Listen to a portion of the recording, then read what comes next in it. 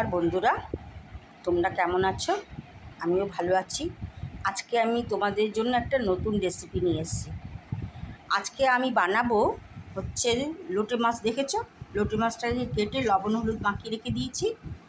আর নিয়েছি পেঁয়াজ কুচি, আর নিয়েছি ভালো করে দেখে নাও, হচ্ছে লোটে মাছ লবণ হলুদ মাখা। আর নিয়েছি পেঁয়াজ কুচি, নিয়েছি টমেটো কুচি, নিয়েছি রসুন কুচি, আর নিয়েছি এখানে,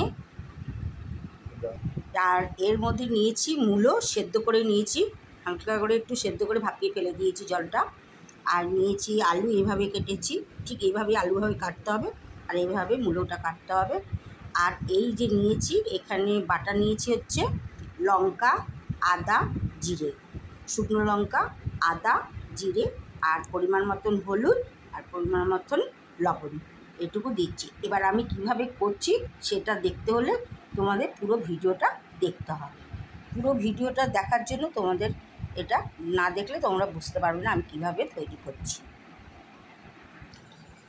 আমি যেভাবে এই লোটে মাছটা করব, তোমরা ঠিক এইভাবে লোটে মাছটা করবে, দেখবে খুব ভালো লাগবে খেতে। এর যে একটা স্যুপ, এর তৈরিটা, এটা খুব টেস্টি হবে। তোমাদের ডাল লাগবে না, এই স্যুপটা দিয়ে তোমরা ভাত খেতে পারবে। এই দেখো বন্ধুরা, কড়াইতে তেল দিয়ে দিয়েছি। এবার তেল দিয়ে এই আলুটাকে যে কেটে রেখে দিয়েছিলাম, সেই আলুটা ছেড়ে দিয়েছি। এই আলুটার মধ্যে পরিমাণ মতন লবণ আর পরিমাণ মতন হলুদ দিয়ে এটাকে ঢেকে মানে কমিয়ে ভাজতে থাকবো। আলুটাও ভাজা হবে এবং নরম হবে। এটা ভেজে তুলে নেব পরে ভাজা হয়ে গেলে। গ্যাসের এটা কমিয়ে দিয়েছি। এবার এটাকে একটু ঢেকে দেবো।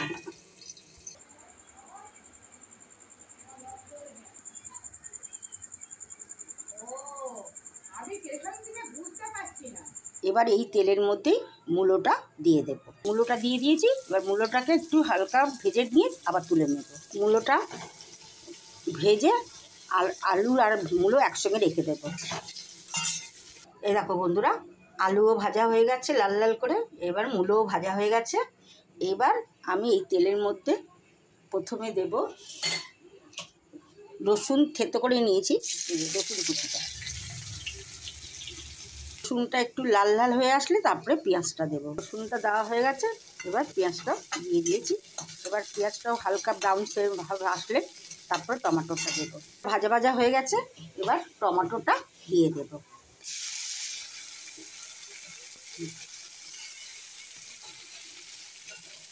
দেখো টমেটোটা ভাজা ভাজা করছি, একদম পুরো মিশে যাবে, তখন ওই মশলাটা অ্যাড করবো। টমেটোটা ভাজা ভাজা হয়ে গেছে। এবার আমি এর মধ্যে জিরে, আদা, আর হচ্ছে শুকনো লঙ্কা, পরিমাণ মতন হলুদ, পরিমাণ মতন লবণ, এবার এটার মধ্যে দিয়ে দেব।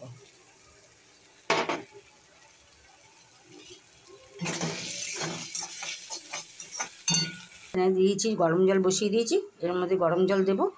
গরম জল বসিয়ে দিচ্ছি, লাস্টে নাবানোর সময় দেব। দেখো বন্ধুরা, মশলা থেকে তেল ছেড়ে এসছে। এর মধ্যে এখন আমি আলুটা আর মূলোটা দিয়ে দেব। মশলাটা ভালো ভাজা গন্ধ বেরিয়েছে। এবার এই যে মূলো আর আলুটা দিয়ে দেব।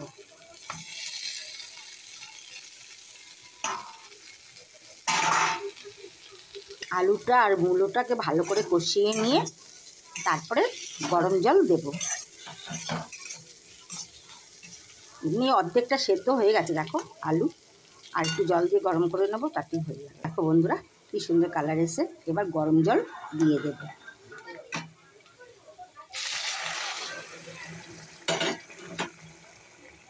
দেখো বন্ধুরা, গরম জল দিয়ে দিয়েছি। এবার ভালো করে 5 মিনিট ফোটাবো। 5 মিনিট ফোটানোর পরে দেখবো যে আলুটা একদম আরও গলে গেছে কিনা। এমনি তো গলে গেছে, তারপর আরও গলে গেলে তখন এই লোটে মাছটা দিয়ে দেব। লোটে মাছ দিয়ে বেশিক্ষণ ফোটাবো না, আর নাড়াচাড়াও বেশি করব না। অল্প অল্প করে না, মানে কড়াইটাকে এরকম করে দিতে হবে। নামানোর পরে এই অতি অবশ্যই ধনেপাতাটা দিতে হবে। দেখো বন্ধুরা, আমার বিছানায় নতুন চাদর পেতেছি পুজোর উপলক্ষে। ও আরও আছে, এখানে দুটো বালিশের ওয়ার আছে, কোল বালিশটা নেই, কোল বালিশটা অন্য কালার। আর এদিকে দেখো নতুন বিছানা চাদরটা কেমন লাগছে বলবে তো। পুজোতে আমি এই বিছানার চাদরটা লাগিয়েছি বন্ধুরা। এবার ঝোলটা ফুটে গেছে, এবার এই মাছগুলোকে আমি আস্তে আস্তে এরমভাবে দিয়ে দেব, সাজিয়ে সাজিয়ে সাইড সাইড করে গোটা গোটা মাছগুলোকে দিয়ে দেব। এই দেখো এইভাবে দিচ্ছি। আঁচটা কিন্তু আমার কমানো আছে, বুঝেছো বন্ধুরা।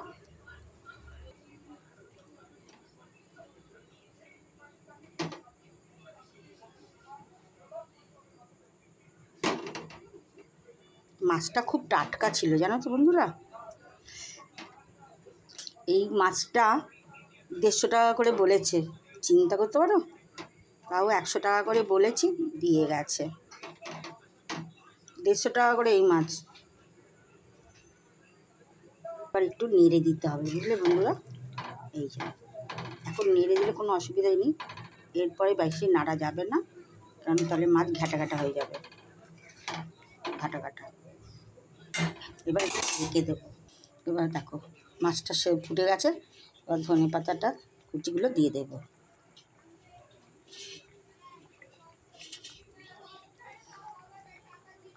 ধনে পাতাটা কুচি দিয়ে এবার নামিয়ে ফেলবো।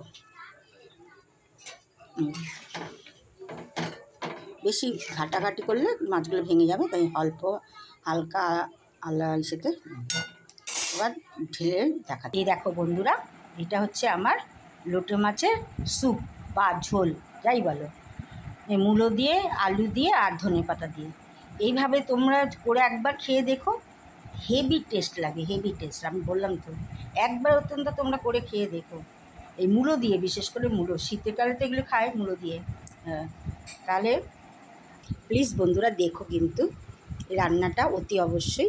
আর ভালো লাগলে লাইক, কমেন্ট, শেয়ার এবং সাবস্ক্রাইব করতে ভুলো না। তাহলে আজকে তবে আসি, টাটা, বাই বাই।